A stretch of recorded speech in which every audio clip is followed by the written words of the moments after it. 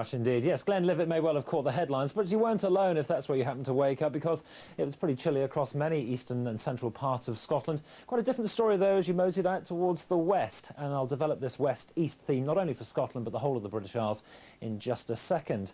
Now, having started so cold, no great surprise to see that many central parts of Scotland, and indeed the north of England, will stay at or below freezing right through the course of this afternoon. And do watch out if you're on the move, because untreated roads will still have a problem with ice. And in addition, the high-level routes in the north of England will also see patches of freezing fog as well, so some very tricky driving conditions there.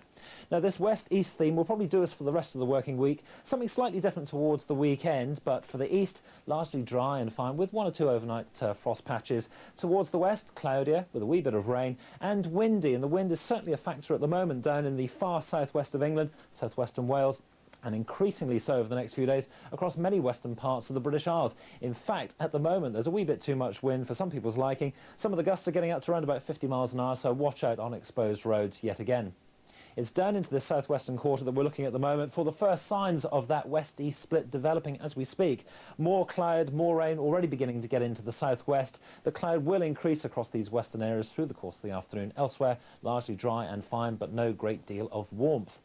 Now, those fronts will take a time to move into these western areas of the British Isles. Wednesday, Thursday, Friday, same old sort of pattern really, and that west-east split. Tonight, most of the frost will be found across central and eastern areas. All that cloud, wind and rain out towards the west will keep you at least frost-free. And that's pretty much how we go on through Thursday and Friday. More cloud, more wind, bits and pieces of rain out towards the western side. Further east, well, a pretty cold feel to the day, but at least you're going to see the very best of the sunshine. As I say, as we move on towards the weekend, there will be something of a change.